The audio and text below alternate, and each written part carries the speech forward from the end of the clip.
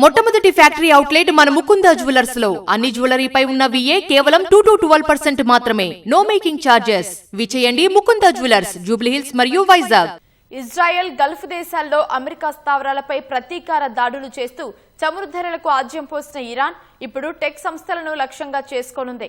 సాంకేతిక పరిజ్ఞానంతో యుద్ధంలో ఇజ్రాయెల్కు సహకరిస్తున్నాయనే కారణంతో మధ్యప్రాచ్యంలో ఉన్న గూగుల్, మైక్రోసాఫ్ట్ వంటి దిగ్గజ సంస్థల మౌలిక వస్తువులను ధ్వంసం చేయాలని నిర్ణయించింది. ఇకపై గల్ఫ్ దేశాల్లో బ్యాంకులు, ఆర్థిక సంస్థలపై గురిపెట్టనున్నట్లు ఇస్లామిక్ రెవల్యూషనరీ గార్డ్స్ IRGC ప్రకటించింది.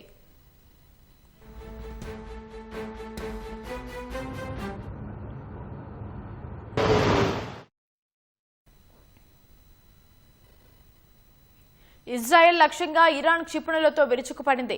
టెల్ అవీవ్ లో ఒక ప్రాంతాన్ని క్షిపణి తాకినట్లు సమాచారం. ఇజ్రాయెల్ ఛానల్ 12 కథనం ప్రకారం సెంట్రల్ ఇజ్రాయెల్ అంతటా ప్రమాద హెచ్చరిక సైరన్లు మోగాయి.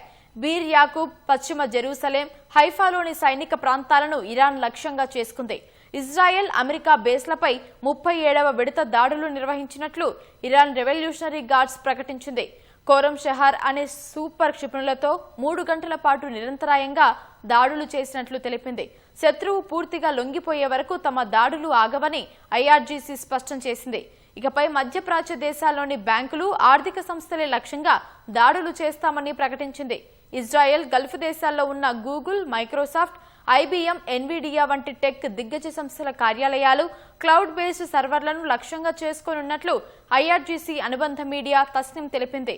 ఆయా టెక్ సంస్థల సాంకేతికతను ఉపయోగించుకునే ఇజ్రాయెల్ తమపై దాడి చేస్తోందని IRGC చెప్పినట్లు తస్నిం పేర్కొంది.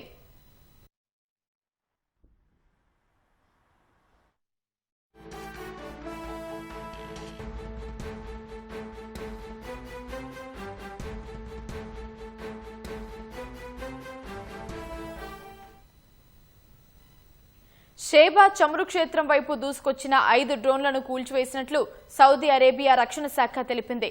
దుబాయ్ విమానాశ్రయం వద్ద 2 డ్రోన్లు పడి 4 గాయపడ్డారు. UAEలోని రస్ అల్ ఖైమా తీరంలో ఒక కంటైనర్ నౌకపై క్షిపణి దాడి జరగ్గా నౌక దెబ్బతింది. అయితే సిబ్బంది సురక్షితంగా ఉన్నట్లు సమాచారం. హోర్ముజ్ జలసంధి గుండా వెళుతున్న నౌకలపై ఇరాన్ దళాలు దాడులు చేస్తూ ఉండటంతో UAEలోని రస్ అల్ ఖైమాలో పదుల సంఖ్యలో ఓడలు నిలిచిపోయాయి. బహ్రెయిన్ రాజధాని మనామాలోని అమెరికా నౌకాదళ ప్రధాన కార్యాలయంపై ఇరాన్ డ్రోన్లతో దాడులు చేసింది. హోర్ముజ్ జలసంధిలో ఓ కార్గో నౌకపై దాడి జరిగిందని UK మ్యారిటైమ్ ట్రేడ్ ఆపరేషన్స్ సంస్థ తెలిపింది. ఒమన్ తీరానికి దాదాపు 20 కిలోమీటర్ల దూరంలో నౌక ఉందని పేర్కొంది. UAEలోని ఖలీఫా పోర్టు నుంచి బయలుదేరిన థాయిలాండ్కు చెందిన కార్గో నౌకపైన దాడి జరిగింది. అందులోని 20 మంది సిబ్బందిని రక్షించినట్లు థాయ్ నేవీ తెలిపింది. మరో 3 నౌకలో చిక్కుకున్నారని వివరించింది. ఆ నౌక భారత్లోని కాండ్లా పోర్టుకు వస్తున్నట్లు తెలిసింది.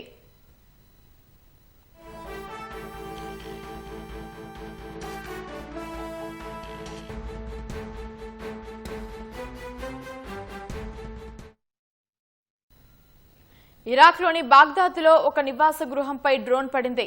అర్బిల్ విమానాశ్రయం సమీపంలోని అమెరికా సైనిక కేంద్రాన్ని లక్ష్యంగా చేసుకున్న డ్రోన్ను ఇరాక్ సైన్యం కూల్చివేసింది. తమపై జరిగిన క్షిపణి దాడిని సైన్యం అడ్డుకుందని ఖతార్ తెలిపింది. దేశంలో భద్రతా ముప్పు పెరిగినందున ప్రజలు ఎవరూ ఇళ్ల నుండి బయటకు రావద్దని హెచ్చరించింది. హోర్ముజ్ జలసంధిలో నౌకల రాకపోకలను అడ్డుకుంటామన్న ఇరాన్ హెచ్చరికలను ఖతార్ ఖండించింది. ఇది ప్రపంచ ఇంధన సరఫరాకు అత్యంత ప్రమాదకరమని ఖతార్ మంత్రి మొహమ్మద్ బిన్ అబ్జల్ అల్ ఖులైఫీ వివరించారు.